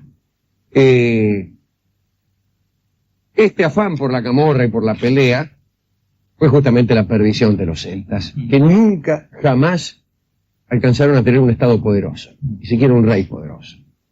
Solamente alcanzaban poder en una tribu, riñendo entre ellos. Riñendo por cuestiones tan baladíes como esta. A ver, ¿a quién le doy esto? ¿A quién le doy aquello?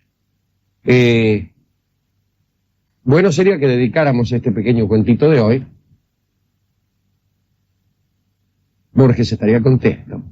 Aquellos que han hecho del coraje un culto, y a quienes no les ha importado mucho el motivo de la pelea, sino la pelea en sí, porque la pelea era una demostración del coraje, de un ritual, y un desafío, y un juego que había que jugar todos los días. Borges querría también que la distinguiese a los compadres, a los viejos compadres de los compadritos, aquellos que después transformaron aquel sistema de honor centrado en el valor en un alarde que se quedaba hasta ahí nomás. Que se quedaba solamente en el alarde y que especialmente se solazaba en alardes donde no se arriesgaba mucho. Por ejemplo, en compadrear delante de un cobarde. Por ejemplo, justamente toda esa gente, los compadres, digo los de verdad, y también esta gente y otra gente a la que podríamos dedicarle esto son justamente los muchachos del Ulster, de esa región en Irlanda del Norte, que todavía llamando aquello que les pertenece, porque justamente ¿qué otra cosa desea un guerrero al final de la batalla que volver a su querencia? Volver a su querencia. Pero fíjese que querencia es el nombre de una canción que también narra una pelea, y narra una pelea perdida. En este caso, la pelea tiene un alto motivo, que es el amor de una mujer, porque otra cosa va a pelear uno. Sí. Me gustaría que ustedes escucharan el testimonio de este hombre que ha perdido una pelea y como un celta avergonzado, de que ya no puede volver solo porque ha perdido. Silva Valdés. Hace tiempo la historia de un corredor de Fórmula 1 que va segundo, haciendo una gran carrera, va segundo, y de pronto faltan 2 vueltas, se detiene en boxes. ¿Sí, qué te pasa? Ya no lo alcanzó más. Totalmente. No alcanzó más. Es una tragedia eso. Es una tragedia. Convengamos que es una tragedia. Sigo corriendo. Bueno. Y abandona. Y me acuerdo ahora también de Norman Mailer en Los Ejércitos de la Noche, que a él lo llevan preso y se hace el propósito, no está en una cárcel, sino en un gigantesco gimnasio, porque lo han llevado preso durante una manifestación o algo así. Se hace el propósito de no beber agua durante esa noche. Y así aguanta largas horas sin beber agua, hasta que bebe el primer vaso, y entonces empieza a beber un... Y él confiesa que conoce solo 2 velocidades, la de la santidad y la del desenfreno. Bueno, a mí me pasaba lo mismo. Interrumpida la santidad por el primer manchón, pero sobrevenía el desenfreno. Más, ya caí. Ya caí, ya pequé. Y ahora, y ahí venía, cuando empezaba a notar los partidos de Chinchón en el margen del cuaderno. Arrancaba hoja para ir al baño. Hacía avioncito. Calcaba como que mal, qué sé yo, una porquería. Totalmente. Y así ha sido mi vida. Una sucesión de cuadernos nuevos que yo he prometido llenar con pudor y con destreza hasta el final, y ocurrido el primer percance, abandonaba. Solo para esperar un nuevo cuaderno. Y allí, cuando venía el nuevo cuaderno, claro, Aguito uno de tantas,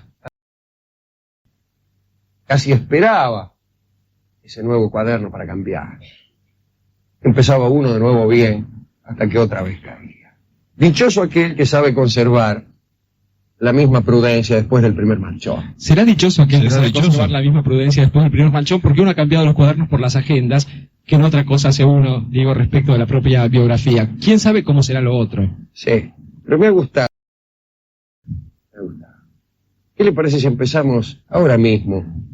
Un cuaderno nuevo, con una carátula cantora, con carabelas de Colón, con guardas griegas.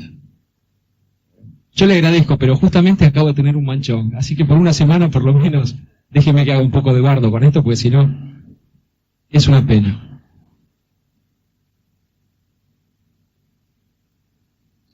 No sé si no estoy orgulloso de algunos manchones. Una pequeña historia. Vamos a hablar de un señor bastante desconocido, para lo cual nos vamos a los libros parroquiales de una aldea pesquera de Largo, Escocia. Largo es un lugar de Escocia. Y ahí vemos que estos libros señalan a un señor Alexander Selkirk. Es un joven de mal genio, siempre con problemas. Es el hijo número 17 de una familia muy humilde, éramos muchos. Había 2 lobisones en la familia. Sí. Hasta para 3. Por ahí a sus 19 años embarcó en una nave alemana hacia las Indias Occidentales. Se embarcó porque fue echado en realidad de la ciudad, porque agarró a trompadas a unos tipos en mitad de un servicio religioso. Aprovechando que estaban todos arrodillados. Parece que estaban todos arrodillados, le encajó una patada en la nuca y armó una bronca, una pelea ahí en la iglesia y lo piantaron. Y el tipo tomó una nave alemana y se fue a las Indias. 6 años más tarde volvió y otra vez tuvo un lío, esta vez con el padre, quien agarró a trompadas. Después anduvo por las mares del sur, estuvo con una banda de corleones españoles. Ahí se cambió el apellido, mitad por bronca, con la familia, se puso Selkirk. Selkirk. Kirk es también escocés, ¿no? Quiere decir iglesia. ¿Usted qué sospecha? Yo que sospecho el gaélico. Sí. Es un idioma celta, es uno de los pocos idiomas celtas que todavía se Se habla. emparenta con Church. Ahí Sí, también. Church Kirk.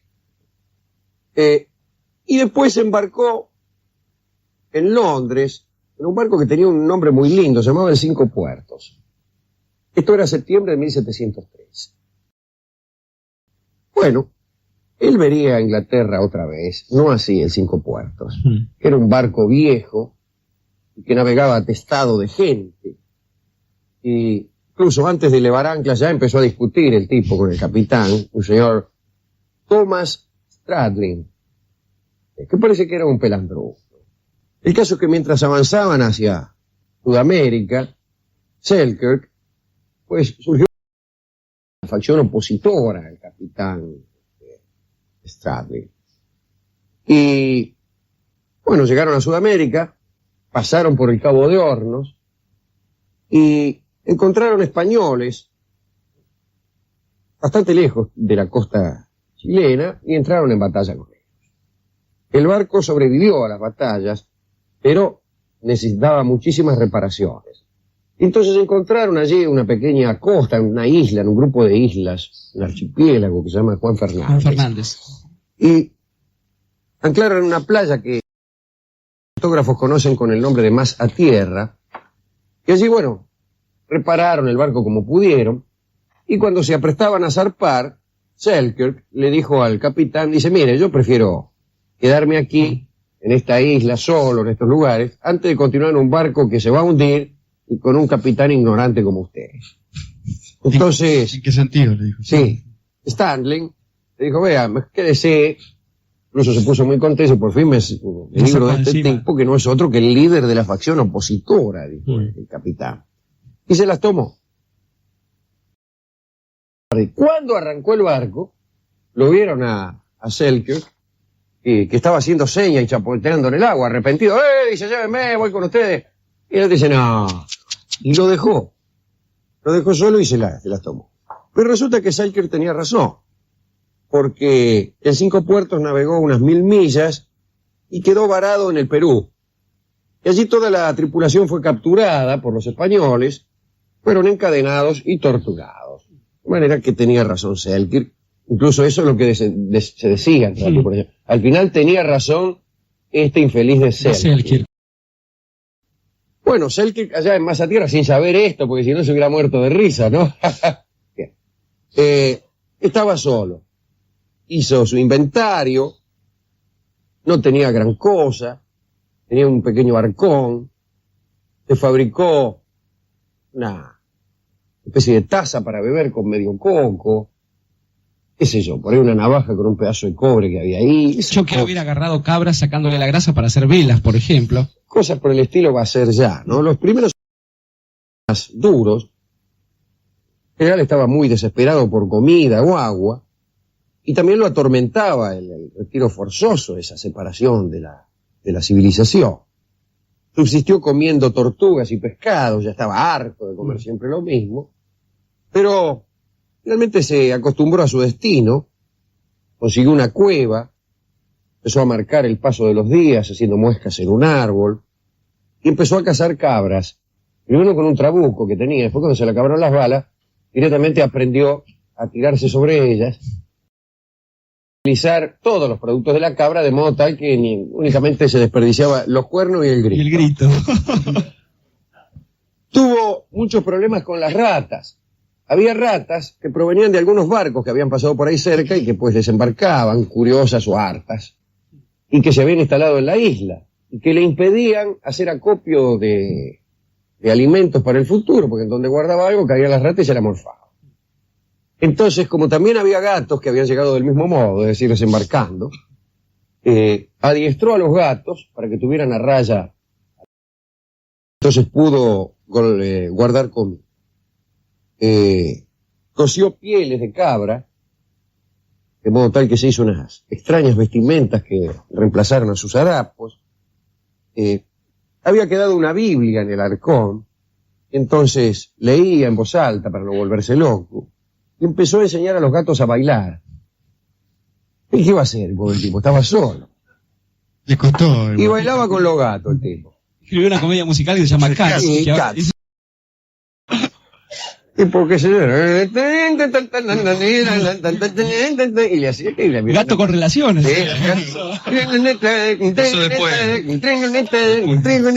Dentro. A la larga, bueno, finalmente dominó el medio ambiente y lo transformó en una especie de reino privado. Hasta que finalmente en enero de 1709, esto es 4 años y 4 meses después de su llegada a Masa Tierra, Juan Fernández, 12 sus señales de fuego y un capitán Woodes Rogers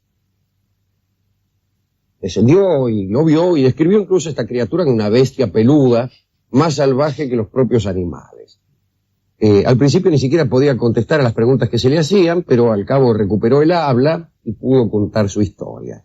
Navegó con el capitán y sus hombres, incluso se distinguió en batallas contra los españoles, fue hecho jefe de un barco capturado español y se enriqueció con el botín, y cuando volvió se hizo serio. Y su historia hizo muy famoso y lo empezaron a entrevistar algunos periodistas. Entre ellos estaba un autor de folletines, Daniel Defoe. Había escrito sobre el año de la peste ya. Claro. Y, bueno, aprovechó esta historia y escribió, como todos ustedes saben, Robinson Crusoe, por lo cual es llamado el padre de la novela moderna, no sin escándalo de alguno. Seguro. Robinson ganó la fama, sí, pero Selkirk fue bastante menos afortunado porque volvió a su ciudad larga.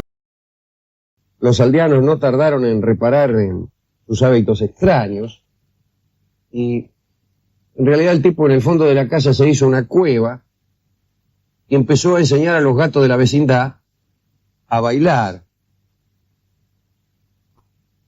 Finalmente se incorporó a la marina, volvió al mar, Al circo de Moscú. Sí, al circo de Moscú. No, volvió al mar y su barco andaba no lejos de la... Agarraron unas calenturas, como a Lord Byron, y se murió. Dejó el arcón y el recipiente de coco con el que bebía en la isla de Juan Fernández. Y ese recipiente de coco está hoy sobre un pie de plata en el Museo de Edimburgo, para que todos lo vean. Es el coco de Selkirk, que no era otro que Robinson Crusoe. Después, Wilkie Collins, que escribirá una novela, La Piedra Lunar, Piedra Lunar, maravillosa novela. donde el mayordomo, Petheredge, no deja pasar un día sin leer algunas líneas del Robinson Crusoe, porque cree que eso mejora y que es tan edificante como leer la Biblia. En realidad lo que se advierte aquí es que Wilkie Collins odiaba a Defoe. No lo consideraba el padre de la novela moderna, sino el rey de los pelmazos. Y en gran medida, digamos, que buena tenía parte de cierta- la razón literaria lo asistía. Me preguntarán ustedes, ¿y de jueves? Cosas de las historietas. Sí. Cosas de las historietas. ¿A quién dedicar esta recordación del verdadero Crusoe? Bueno, nos costaría mucho dedicársela a Defoe, justamente porque si hay un padre de la novela, ese Cervantes y a la Lora. Pero claro, Nos costaría mucho dedicárselo a un escocés, alguien que trabajó para la corona británica, también expoliadora de estos Pero territorios claro. y de todo el mundo. De modo que dan ganas más bien de pensar en la condición de aquellas personas que por un motivo u otro se ven obligadas a abandonar su tierra y exiliarse. Es decir, el exilio es una de las cosas que funda la condición humana, empezando por Adán, la historia del exilio, ¿no? Alguien que Claro. aspira del paraíso. Y también aquellas personas que estando encerrados en una isla o en una caverna han hecho cosas más edificantes que enseñarle a bailar el cancán a unos gatos, como por ejemplo nuestro amigo Juan, exiliado en Patmos, que escribió un panfleto contra el emperador de Roma y se dedicó a fundar buena parte de esta cultura de Occidente, pensando justamente que la historia de esta especie no es otra cosa que la historia de una viajera perdida, ¿no? Entonces vamos a dedicar este tango. Me hubiera gustado a este atorrante de Selkirk escuchar aquí cerca, en la isla de Juan Fernández, la viajera. Informes contradictorios tenemos acerca de la religión druídica. Y son contradictorios porque no se permitía que ninguna tradición druídica fuera consignada por escrito. Y además, a los que revelaban los secretos de la religión, pues les esperaban tremendos castigos. Algunos apóstatas de esta religión hicieron ciertas revelaciones, pero nunca un sacerdote. Jamás se logró convencer a un druida consagrado, los druidas eran los sacerdotes, que revelara los secretos más íntimos, ni siquiera bajo tortura. De modo que lo que se sabe no es mucho, es inseguro, es lunar, es una neblina. Es una cofradía cercana a la de los magos que tanto nos interesan en este programa. Así es. Hemos hablado varias veces de los celtas aquí. Hay un dios llamado Tanaro. ¿Qué tal, Tanaro? Tanaro en París. Cuyo símbolo es el roble. A propósito, druida quiere decir hombre del roble. Y hay otro dios llamado Mabón, cuyo símbolo es un toro blanco. Y hay otro dios llamado Lug, que es el dios de la medicina y de la poesía y de las artes, y cuyo símbolo es la serpiente. Pero todos estos dioses, estos tres, son en realidad uno. Es una trinidad. Y es un dios que se parece a Osiris y a muchos otros, porque es el dios de la vida y en la muerte. Es el dios que resucita. Esta triple deidad es matada todos los años por el dios de la oscuridad, que es el tío Nodons, sí le llaman, el tío Nodons.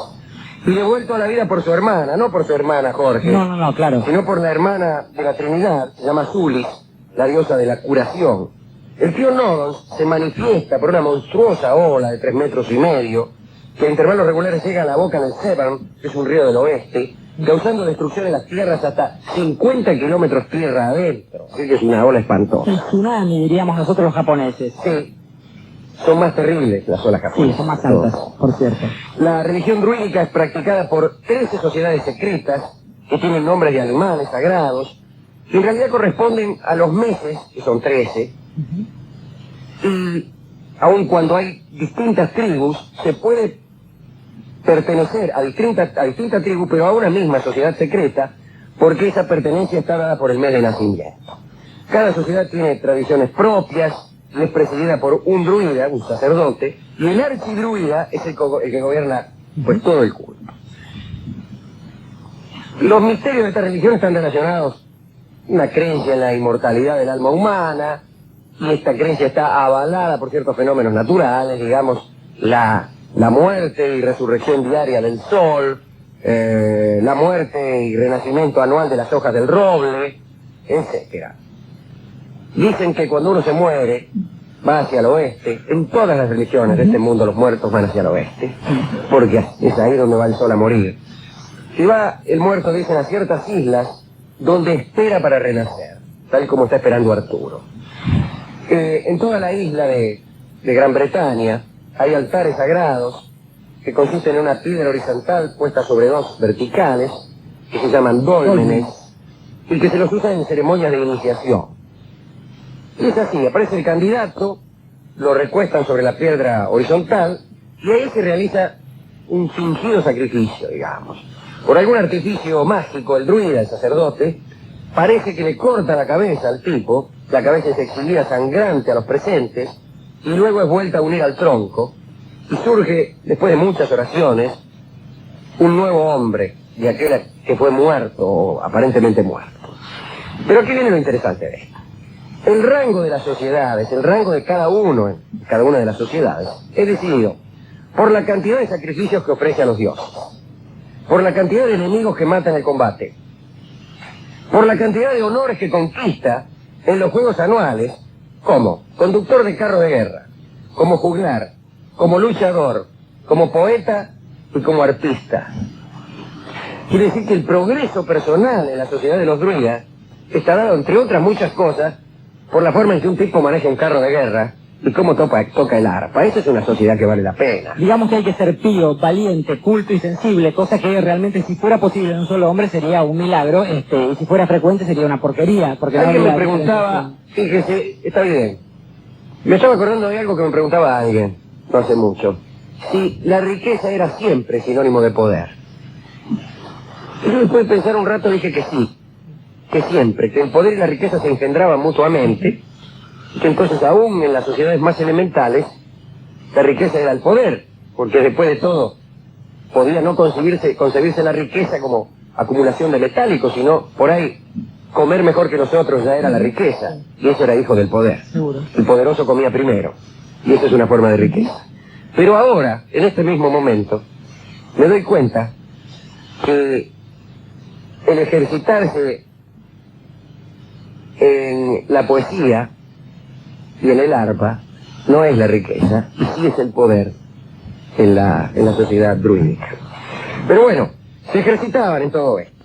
Los sacerdotes druidas eran precisamente reclutados entre los jóvenes que habían alcanzado el más alto rango en las sociedades, aquellas secretas a las que pertenecían, y a los que se les han visto ciertas señales del favor divino. Y aquí viene, primero, para ser druida, digo por si alguno de ustedes quiere ser druida, hay que pasar 20 años de duros estudios en un colegio druídico, y no todos son aprobados en los 32 grados necesarios. Los primeros 12 años, pues significa la iniciación en los secretos de todas las otras sociedades, que no aquella en la que pertenece uno. Después tiene que aprender de memoria las enormes sagas de poesía mitológica, y tiene que estudiar las leyes, la música y la medicina. Después vienen 3 años de estudios de augurios y prácticas mágicas. Las pruebas impuestas a los candidatos son inmensamente severas. Prueba de composición poética que alguna vez hemos publicitado aquí. Los candidatos deben permanecer desnudos toda la noche, acostados en un cajón similar a un ataúd, que está lleno de agua, con solo la nariz asomándole, y con unas enormes piedras sobre el pecho, el aspirante a druida. En esa posición debe componer un poema de considerable extensión sobre un tema que se le indica precisamente cuando lo meten dentro del cajón. Lo dejan salir a la mañana siguiente, y al salir del ataúd debe estar en condiciones de cantar el poema de memoria con una melodía que habrá compuesto simultáneamente y acompañándose con el arpa. Esto en el caso de que no se haya ahogado, que debe ser la situación más probable, ¿no? Otra prueba. Toda la congregación se reúne frente a él y le hace preguntas en verso y en forma de enigmas. En forma de enigmas. Y el tipo debe contestar en verso y bajo la forma de otros nuevos enigmas. Además, por si esto no fuera demasiado, debe crear brumas y vientos y ejecutar todo tipo de tretas de nigromancia. La penúltima prueba consiste en pasar la noche más larga del año, la del 21 o 22 de diciembre, en una piedra movediza que cabalga sobre un abismo. Le llaman el asiento peligroso. Y durante toda esa noche los espíritus le hablan y lo molestan y tratan de hacerle perder el equilibrio. Y él tiene que derrotar a los espíritus y llegar vivo a la mañana siguiente. Y la última prueba consiste lisa y llanamente en beber una copa de veneno, caer en un síncope de muerte y visitar la isla de los muertos. Es decir, consiste ni más ni menos que en morirse y volver de la muerte. Si este no es un examen severo, yo no sé qué me pesco. Un solo grito, ingreso irrestricto. Así da gusto. Esta es la última prueba. Y además tiene que volver de la muerte, recuerdo a Coleridge, trayendo pruebas. Con la rosa en la mano. Con la rosa, Coleridge. con la flor de Coleridge. Con la prueba de que el hombre ha estado en el paraíso o en la isla de los muertos. Hay 3 rangos posibles en el escalafón. Los que pasaron todas las pruebas, incluso la última, son llamados druidas. Se aclara que morían 3 de cada 5 candidatos. No está mal. Así que casi todos elegían estos 2 niveles que siguen. Los bardos, que habían aprobado el examen de poesía, pero no el de magia. Y los ovates, que eran o escuchadores, también le llamaban escuchadores, como si fueran oyentes, que habían aprobado magia, pero no poesía. Yo, Jorge Dorio, he estudiado unos 20 o 30 años estas cosas. Solo por cumplir. Me acosté en los ataúdes llenos de agua. Y estuve sentado en la piedra movediza sobre el abismo. Y compuse y toqué la arpa. Y hasta fui al infierno y volví. Y si usted me lo pide, metido en el ataúd inundado de mi sufrimiento, frente a la congregación. Total, de algo hay que morir. Le voy a pedir que me pregunte mi enigma. Y si no supiera responderlo, mejor sería morir.